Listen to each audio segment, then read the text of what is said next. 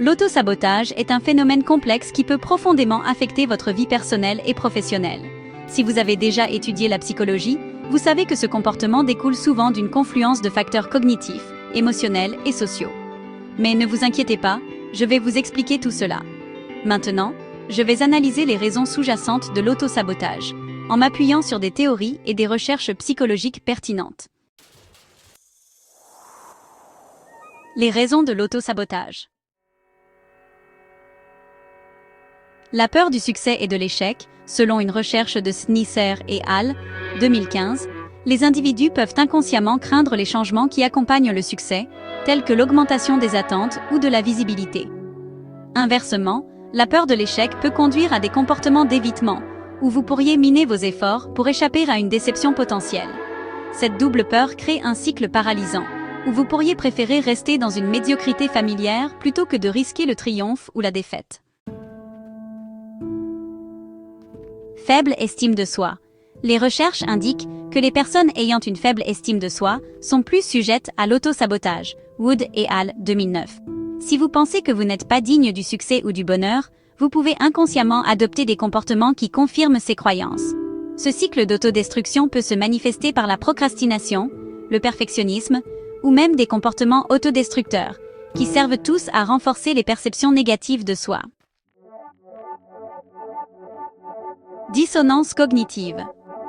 La théorie de la dissonance cognitive de Festinger suggère que lorsque vos actions sont incompatibles avec vos croyances, un inconfort psychologique apparaît. Vous pourriez vous auto-saboter pour aligner vos résultats sur vos récits internes. Par exemple, si vous croyez que vous êtes destiné à échouer, réussir peut créer une dissonance, ce qui provoque des comportements qui mènent à l'échec comme moyen de rétablir l'harmonie interne. Identité et appartenance. Votre perception de vous-même est souvent façonnée par votre environnement social. Les recherches de Heusermann et al. Soulignent comment votre identité peut influencer votre comportement. Si vous vous identifiez à un groupe qui ne valorise pas le succès, par exemple, un groupe de pairs qui glorifie la médiocrité, vous pouvez adopter des comportements d'auto-sabotage pour maintenir des liens sociaux ou éviter l'aliénation. Conditionnement et expériences passées. Les théories comportementales suggèrent que l'auto-sabotage peut provenir de comportements appris. Si des expériences passées, telles qu'un traumatisme ou de la négligence, vous ont conditionné à vous attendre à l'échec ou au rejet, vous pourriez inconsciemment répéter ces schémas pour accomplir un scénario interne. Cela s'aligne sur les principes du conditionnement opérant, où les résultats négatifs deviennent une forme de renforcement des comportements autodestructeurs. Stratégie pratique pour briser le cycle de l'auto-sabotage. Restructuration cognitive. Remettez en question vos distorsions cognitives en identifiant et en recadrant les pensées négatives. Par exemple, si vous pensez « j'échoue toujours », remplacez-la par « j'ai réussi dans le passé et je peux apprendre de mes revers ». Cette stratégie fonctionne en favorisant un état d'esprit de croissance, qui vous encourage à considérer les défis comme des occasions de croissance plutôt que comme des menaces. Fixez des objectifs petits et réalisables. Décomposez vos objectifs plus importants en tâches plus petites et gérables.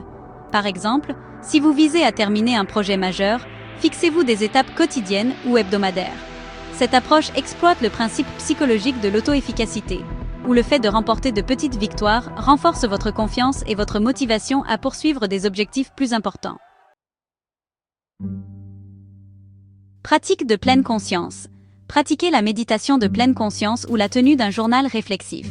La recherche indique que la pleine conscience peut améliorer la conscience de soi et réduire l'impulsivité.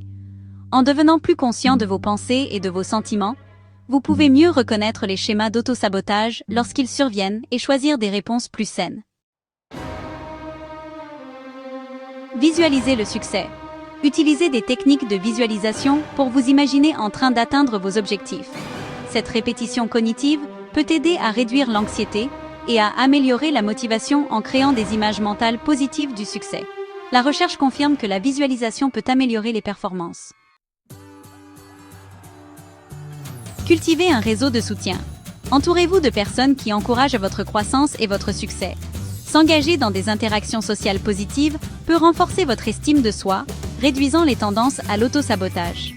Selon la théorie du soutien social, des relations de soutien peuvent servir de tampon contre le stress et favoriser la résilience. Pourquoi ces stratégies fonctionnent? Les stratégies proposées fonctionnent efficacement en s'attaquant aux causes profondes de l'auto-sabotage.